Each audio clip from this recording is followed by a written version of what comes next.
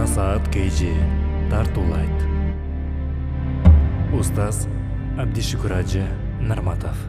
ومن ستر مسلما ستره الله. Kim bir musulmanды жапса, Аллах анын айыбын жабат фи дуния вал ахира, бул дүниеде жана ахиретте. Валлаху фи аунил абд ма кана ал абду фи ауни ахи. Аллах бенденин жардамында болот, эгер ал бенде өзүнүн диндеш бир тууганынын жардамында болсо дейт. Мухаммад Ратиб деген устаз Сириялык алымдардан, бүгүнкү ислам аламында эң башы көрүнгөн алымдардын бирөөсүнөн алынган окуя. Урматтуу мусулман бир тууган, бир мечиттин имамына Пайгамбарыбыз саллаллаху алейхи вассалам түшүнө кирет. Пайгамбарыбыз имамга келет да: "О имам, эрте менен паланчы кустанчыга баргында ага айткын. Пайгамбардын сага саламы бар. Пайгамбар саллаллаху алейхи вассалам менен бейиште сен пайгамбарга кошуна болот экенсиң" деп айткын дейт. Эмне малына? Имам: "Мен ушунча жылдык имамдык кылдым. Канчалаган Курандан, хадистен сабак бердим. Элге туура багыт бердим. Бирок пайгамбар түшүмдө сен мени менен бейиште болосуң дебестен, паланчы жөкөнөкөй карапайым бир кишинин атын айтып, барып айткын, ал бейиште менин кошунам болот" деди. Пайгамбарыбыз саллаллаху алейхи вассалам: "Кимде ким мени түшүндө көрсө, чыныгы мени көрүптүр" дейт. Пайгамбарды түш көрүү бул чындык. Эч качан шайтан пайгамбардын сүрөтүндө боло албайт.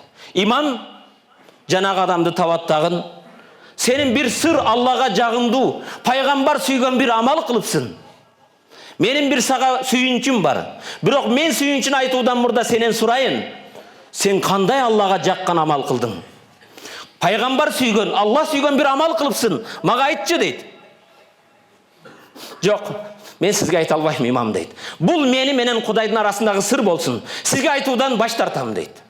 "Эгер сен мага айтпасаң, мен өтө дүниеде бар нерседен жакшыраак болгон сүйүнчүм бар.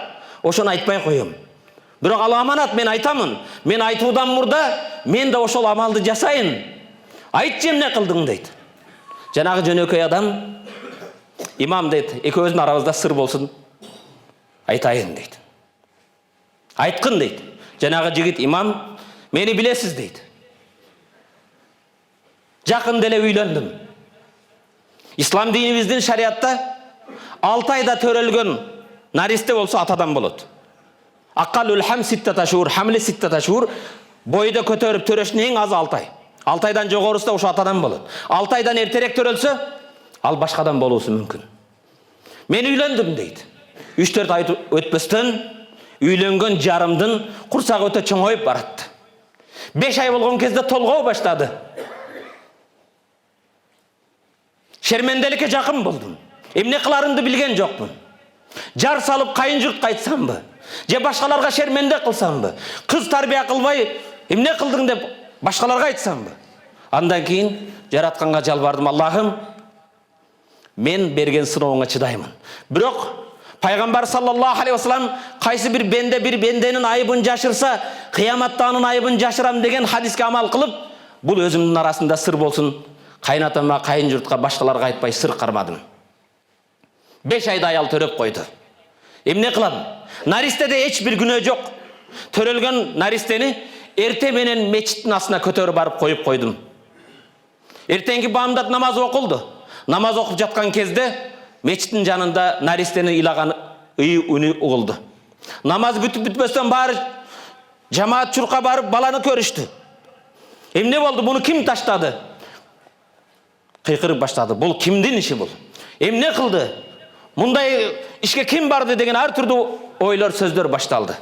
Мен да келип эл катарында карап, эгер мечиттин алдына таштап кеткен болсо, кепилдик ала турган, муну тарбия кыла турган эч ким жок болсо мен алайын. Менин аялым жаш. Биз багып алалы дедим да, өзүм койгон баланы кайра үйгө көтөрүп келип энесине бердим. Бул баланы тарбия кылдым. Бирок ушул кезгече эч кимге айткан эмесмин. Бул мааниси, урматтуу мусулман бир тууган. Ушул ишти жасагандан кийин бул Аллах табарак ва таала жаккан. Бирөөдү шерменде кылбаган үчүн имам айтты ушул ишин деди. Пайгамбарыбыз: "Эми менин айта турган сүйүнчүм, мен кеч түшүмдө Пайгамбар саллаллаху алейхи вассаламды түштө көрдүм. Пайгамбар айтты, паланчы бендеге айткын, ал кыяматта менин кошунам болот" деди. Урматтуу мусулман бир тууган, бунун маанеси сойкуларды жашыр башка деген маселе эмес.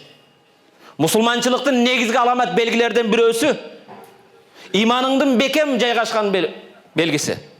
Урматтуу мусулман бир тууган, эгер зарыл болбосо, зарурат болуп, күбөлүктө же башка бир сот ишинде болбосо, бирөөдүн айыбын жашырууга аракет кылгын.